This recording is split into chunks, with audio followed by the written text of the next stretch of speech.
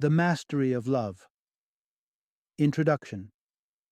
Uncover the wisdom for directing your life's relationships. Take a moment to consider the Toltecs, an ancient Mesoamerican civilization. They had a profound belief that the universe around us is nothing but a dream. In their philosophy, each individual is the dreamer of their own personal dream. However, they noticed a tragic reality. The majority of people inhabit a rather grim dream, a dream they termed as the dream of hell. This dream is steeped in pain, terror, violence, and injustice. The fundamental learning of this dream is to become a commander of adverse emotions. For instance, as young ones, we quickly pick up that exhibiting anger can potentially aid us in getting what we desire. Thus, we repeatedly resort to anger until we become adept at it. Following the same path, we master other emotions like jealousy, sorrow, and so on, until eventually these feelings start dictating our lives and ruling over our relationships. Yet, this does not have to be the ultimate dream. We hold the capacity to pivot and learn to master love instead. Let this summary act as your compass in this transformative journey.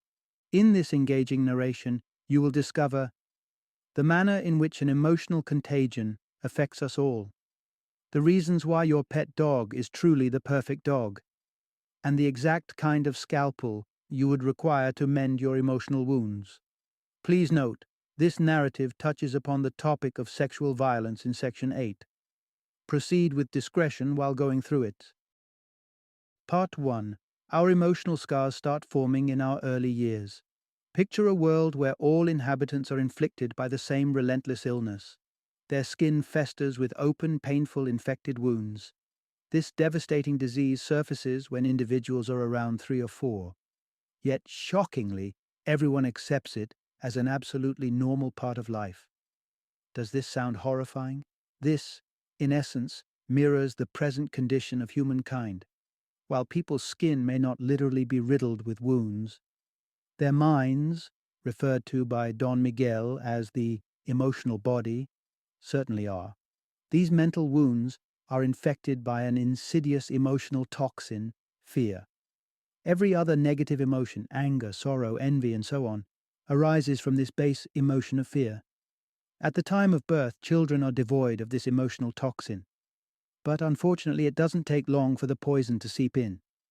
The core insight here is, our emotional scars start forming in our early years. Our emotional wounds start surfacing when we're around 3 or 4 years old. Prior to that, we're in a state of pristine mental health. 2- and 3-year-old kids are uninhibited in their expression of love. Their days are spent in the joyous activities of laughter and play. Indeed, they do react when they experience pain or encounter something unfavorable. But it's typically a matter of moments before they resume their play. This, in truth, is the authentic, healthy state of the human mind. However, as children grow, they start imbibing lessons from adults, who, unfortunately, have been contaminated by the emotional toxin for a long time. They learn to dread punishment and pursue rewards. They develop fears of non-acceptance or fears of not being good enough. All these fears constitute the emotional toxin. As a consequence of these emotions, children start constructing their own image based on what they perceive others expect from them. They project different images at school, home, and eventually at the workplace. Then, when any of these images are inevitably confronted, they experience intense pain. Let's consider an example. A teenage boy identifies himself as being highly intelligent. One day, he takes part in a debate competition and underperforms compared to his peer. All of a sudden, he feels stupid and worthless. His pain stems from the disparity between his internal self-perception and the image he was attempting to portray. Each of us constructs these sorts of relationships between ourselves and the world during our childhood. These relationships then go on to govern the rest of our lives, causing us immense suffering. Part 2. Our relationships suffer under the burden of emotional toxin. Travel back in time to your early childhood. Picture yourself a toddler, engrossed in play in your living room. You come across your dad's guitar, and begin exploring it with excitement. Suddenly, your dad returns home from work, sees you with his guitar, and gets angry, having had a rough day at the office. He even ends up punishing you. In your young mind, the guitar was nothing more than an intriguing toy, and your dad's reaction is perceived as a grave injustice. This man, whom you trusted implicitly and looked upon for protection, is now the source of your pain. Unwittingly, you start fostering a bit of fear towards your father. Gradually, you understand that expressing your desires freely could prove unsafe, and you retreat into shyness. Here's the core insight. Emotional toxin is the root cause of unhealthy and abusive relationships. As we grow older, our store of emotional toxin keeps piling up in response to perceived injustices. Once we're filled to the brim with this emotional toxin, we feel the pressing need to unload it. And how do we typically achieve this? By trying to transfer our emotional toxin onto others. Let's consider a couple. The wife has accumulated a substantial amount of emotional toxin from an injustice she believes her husband has inflicted upon her. The next time she encounters her husband, she instantly starts berating him. She accuses him of being horrible, stupid, and unjust. Naturally, he reacts with anger, while she starts feeling better, having successfully transferred her toxin onto him. But now, the husband is carrying his own emotional toxin along with his wife's. They keep bouncing it back and forth, and over time, the overall volume of emotional toxin escalates. In certain cases, this compulsive need to offload emotional toxin ends up sparking abusive relationships. Imagine a person who has received his emotional toxin from someone vastly more powerful than him, making it hard for him to transfer it back. He then seeks out someone weaker or more vulnerable onto whom he can transfer this toxin. Abusers are often individuals whose emotional bodies are unwell, overwhelmed with emotional toxin, which makes them act out. We can't cleanse others of their emotional toxin, but we can certainly start managing our own by recognizing its presence. Acknowledge the toxin within you and around you. That's the first step towards overcoming it. Part 3.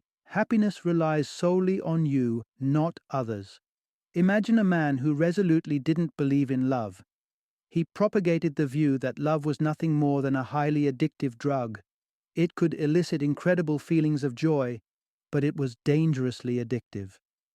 In order to secure your daily fix, you might turn controlling and possessive of the person you're dependent on for this love drug. One fine day, while strolling in the park, the man encountered a woman, in tears. She confessed that her despair stemmed from her belief that love didn't exist. The man, well acquainted with her sorrow, comforted her, and they quickly became the best of friends. Whenever the man and woman were together, they experienced boundless happiness. There was no trace of envy, jealousy, or possessiveness between them, and neither felt accountable for the other's happiness. The core insight here is happiness is dependent solely on you, not others. One evening, the man experienced what he perceived as a miraculous event. As he was gazing at the stars, the most brilliant one descended and fell into his hands. As he held it, the star merged with his body. Excitedly, he rushed to the woman and placed the star in her hands as a testament to his love for her. However, the woman experienced a fleeting moment of doubt.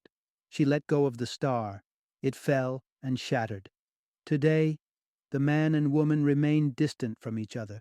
The man continues to claim that love doesn't exist, while the woman mourns the loss of the star that slipped through her fingers. Let's ponder over what transpired with this couple. Who truly made the mistake? It wasn't the woman. It was, in fact, the man, who assumed he could give his star to the woman.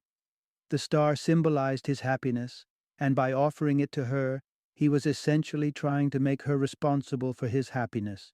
In real life, we might not exchange stars, but we certainly exchange wedding rings. This act embodies our expectation that our partner will be responsible for our happiness, and vice versa. But this is a misguided dream, as we can never fully comprehend our partner's thoughts, expectations, or aspirations.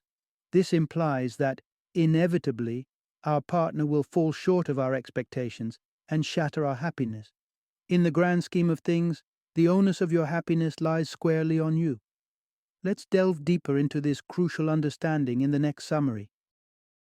Part 4. Relationships are steered either by love or fear. Every relationship in your life involves just two people, you and the other individual. Each of you is accountable for your respective half of the relationship. Regrettably, people often behave as though they're liable for the other person's half as well as their own. They attempt to manipulate their partner's actions, instructing them on what to do or avoid.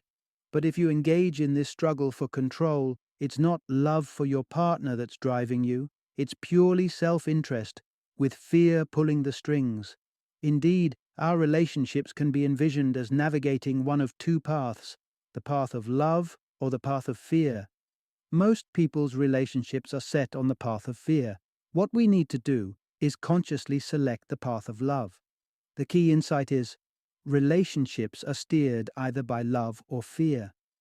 What characterizes the path of fear? Two main things: obligations and expectations. On the path of fear, everything is done out of a sense of duty. But whenever we feel obligated to do something, we start to resist and resent that task.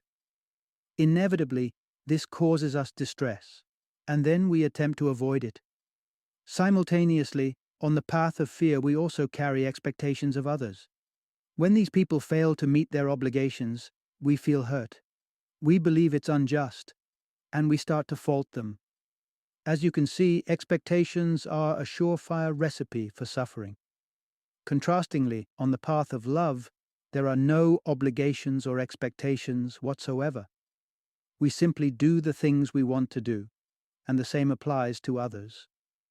You don't interpret another person's actions, or lack thereof, as a personal affront to you.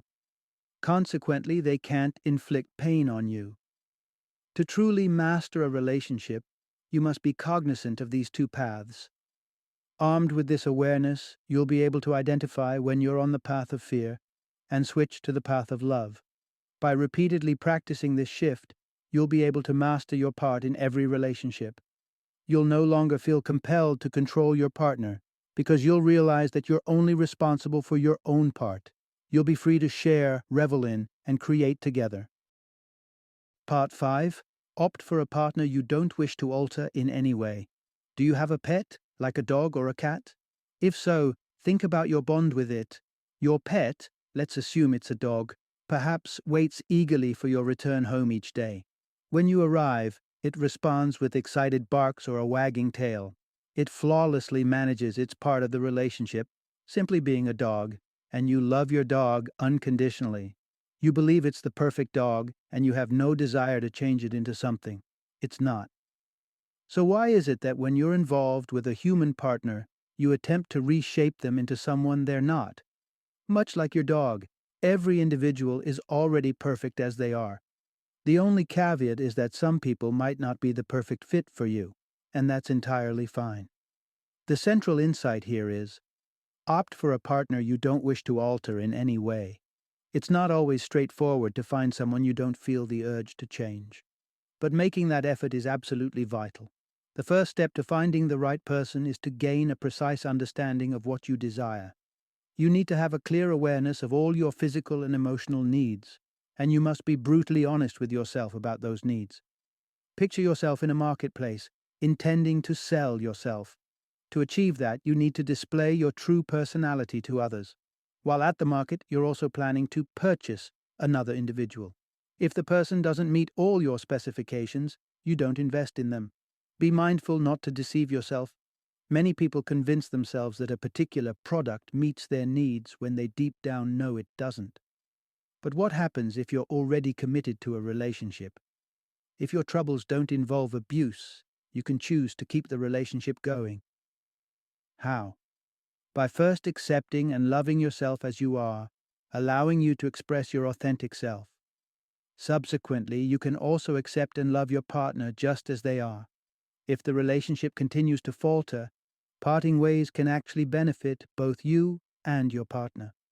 Staying in a dysfunctional relationship is inherently selfish because it hinders your partner from finding what they truly want. Someone else will be capable of loving your partner just as they are, even if you can't. Part 6. To nurture healthy relationships, start with self-love. Imagine this scene. You're on a date with the person you've been dreaming about, and you've mustered the courage to express your love to her. You finally get the words out, only for her to respond with, "Well, I don't love you." Her response likely inflicts considerable pain on you. She's rejected you, leading you to start rejecting yourself as well. But is that really the most reasonable reaction? Just because one individual doesn't reciprocate your feelings doesn't mean that another won't. Furthermore, your self-worth should never hinge on others' affection towards you. Instead, turn your attention towards the most beautiful and crucial relationship you can cultivate, the relationship with yourself. So the core insight is, to nurture healthy relationships, start with self-love. Our beliefs often obstruct our path to self-love. Let's take beauty as an example. Beauty is a belief we hold about something's quality. It doesn't reflect the actual nature of that thing. It's merely a construct implanted in us to segregate the good from the bad. In truth, everything that exists is already perfect and beautiful. You probably have a personal set of beliefs about your beauty, which can be a source of immeasurable suffering. If you've convinced yourself that you're not beautiful, you may accept mistreatment from someone who convinces you otherwise. You may allow them to manipulate you in exchange for compliments because you falsely believe that you need their validation to feel content. The truth is, all you need is self-love. You are already beautiful. A daily puja, a ritual, can greatly enhance self-love. In India, pujas are performed to honor deities, during which they place flowers near an idol. But you can perform a puja for your own body. For instance, when you eat, chew your food very slowly. Take a bite, close your eyes, and envision the food as an offering to the temple that is your body. With regular practice, your love for your body will steadily intensify. Self-love and self-acceptance are paramount because, with them, you begin to live life differently. You won't tolerate abuse, from others or yourself. You'll naturally draw people who have learned to accept themselves just as you have. Part 7. Embrace your sexuality by aligning physical and emotional needs. Our bodies are essentially biological entities, naturally inclined towards sexual activities. However, our minds, plagued with a plethora of misconceptions and untruths about sex, complicate this natural process. We are fed standards for how men and women should behave sexually, what their bodies should look like, and what actions make them truly masculine or feminine.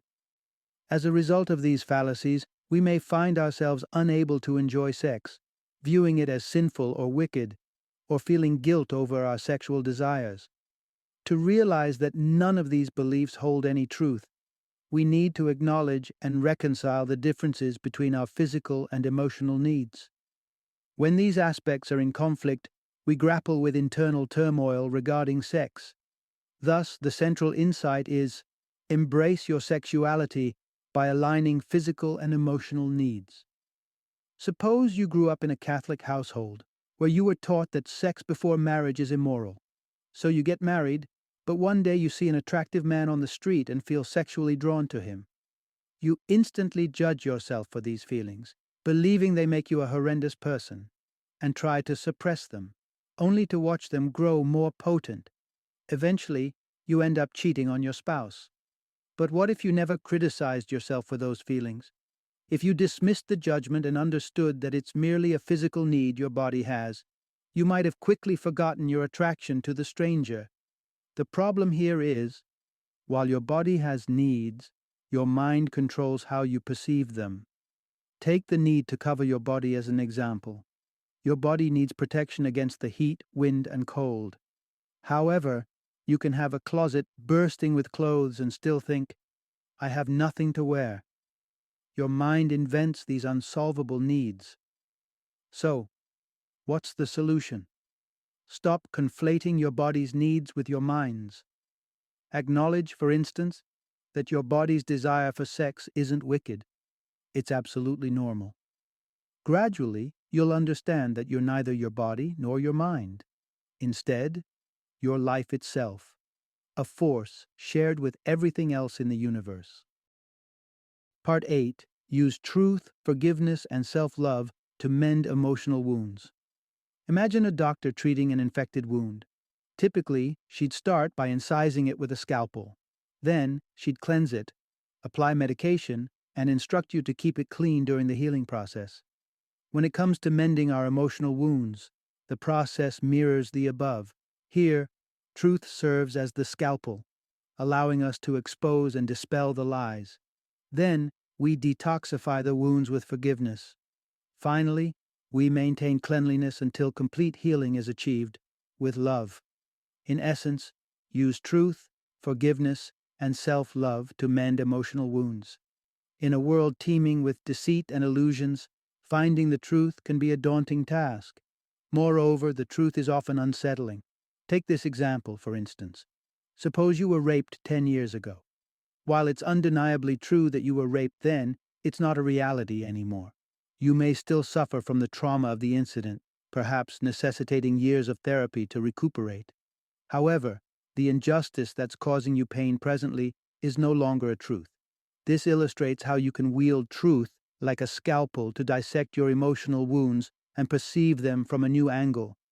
Having done that, you can begin to eliminate the toxicity with forgiveness. Forgiveness might be challenging, but it's crucial. You need to forgive everyone who has ever caused you pain. Not because they deserve forgiveness, but because you deserve freedom from the torment of their past actions. Begin by listing everyone from whom you seek forgiveness. Reach out and ask for it. If that's not feasible, ask for their forgiveness in your prayers. Next, note down all those who've hurt you, and then forgive them. It will take time. It won't be easy. But remember, whatever they did wasn't your fault. It was a repercussion of their emotional toxicity. Lastly, maintain cleanliness in your emotional wounds with love. Make it a habit to see everything around you through the lens of love, appreciating the beauty in everything. This will transform you into a master of love, which will inspire others to follow suit, eventually liberating the whole world from emotional toxicity. Final summary. Here's the core message to take away. Each one of us carries emotional scars, brimming with emotional toxins. These wounds influence the way we interact with each other, often resulting in relationships marred by dependence, envy, and possessiveness. We're in charge of curing our emotional scars using a blend of truth, forgiveness, and self-love. When we accomplish this, we can cultivate relationships where we unconditionally accept and love one another. Thank you for joining me today on this journey of learning and discovery as we explored the insights of another thought-provoking book in our growing library of knowledge. If you've enjoyed our time together, please take a moment to follow our podcast, give us a 5-star rating, and share 20-minute books with other knowledge seekers. Your support truly means a lot. Don't forget to join me again in the next episode, where we will delve into another enriching book. Until then, happy reading and happy listening.